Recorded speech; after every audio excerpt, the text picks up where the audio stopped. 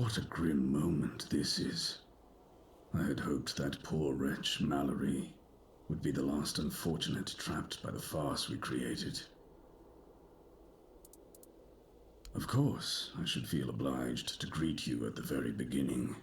My name is Prydwen, and I am the last druid in this garden, and its last living creator. I believe the wretch named Mallory deeply hoped that you would be the one to end his life, and he was not mistaken. After all his waiting, something he hoped for finally came to pass. We believed that only one whose heart burns with a powerful desire to find answers could pass through the gate dividing the garden from the Hall of Trials. The gate never opened for anyone before. After the battles in the hall, Mallory believed it would yield to him, but it did not. So he waited, trying to understand. As you can see, he eventually gave up.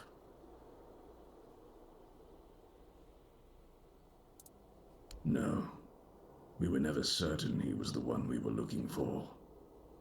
We feared letting in someone unworthy.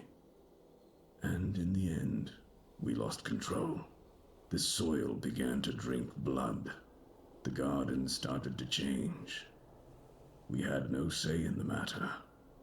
Other druids vanished, although their bodies remained. At a certain point, we reached an impasse. We realized we lacked an external factor. Someone with a different perspective, living matter with which we could collaborate. I know what this place used to be, but now the garden is tainted, like all of us. I assume this is the answer to the meaning we've been searching for. The first resurrection of Arthur shattered our understanding of the eternal cycle. It was beyond our comprehension. We needed to take a step back, and for that we needed a place of peace. The idea of a garden reminded us of the quiet murmur, and so we created the garden. We really believed that we could reinvent humanity in a world like that. Unthinkable. Even now, after so many years, the king was dragged back to the land of the living whenever humanity sought its legendary protector. It turned out to be abuse. To take the memory of a life so precious and full of potential and turn it into a cruel mockery, step by step, over and over, leading it to its inevitable degradation. Not in the way I expected, but yes, I have found the answers. The source of our doom is humanity itself. It's an infinite jest and the perfect tragedy of our lives. That which makes us human is a hindrance that complicates everything. We never truly know what we are or the nature of our lives until we succumb to corruption. Whether it is born of madness or the weirdness, the result remains the same. Only then does everything begin to appear as it truly is. This place is like a terrifying mirror, and so it will remain, unless something is done to change it.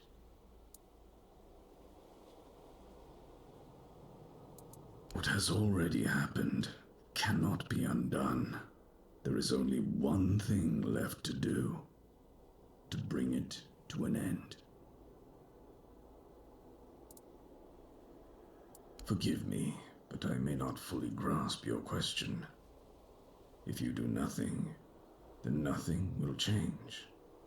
You may leave and allow things to remain as they are, but in time, it will all end regardless.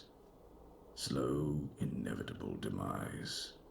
For in this world, all things move toward their end.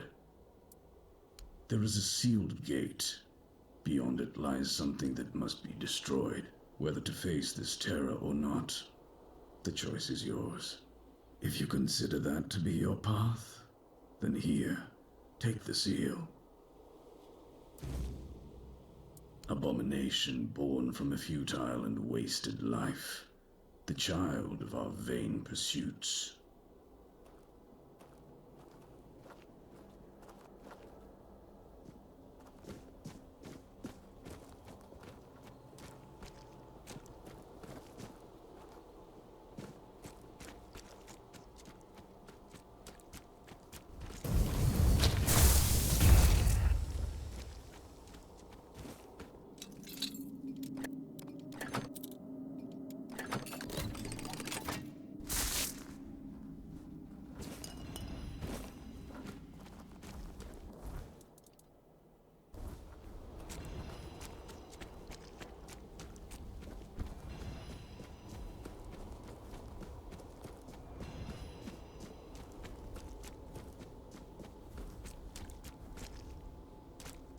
Have you seen the flower?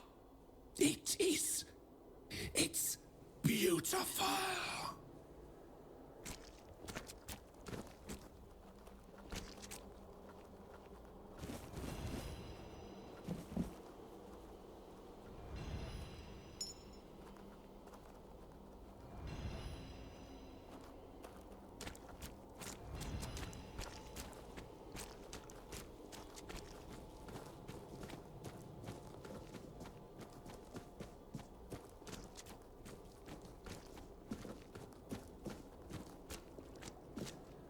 There is no me.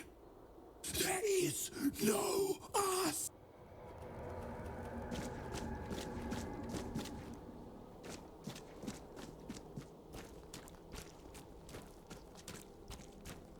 There is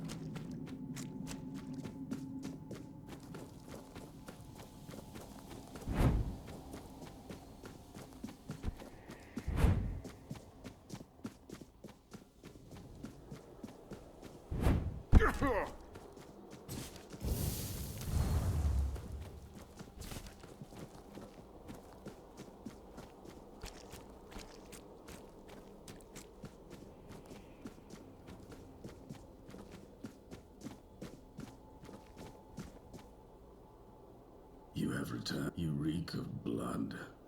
You reek of purification. You've killed our child and set the fate of the garden on a new path. So, peace will come sooner than I expected. Now, at last, I shall have quiet and slumber. Let the flower bloom in all its beauty and die as it was always meant to. Thank you, Seeker.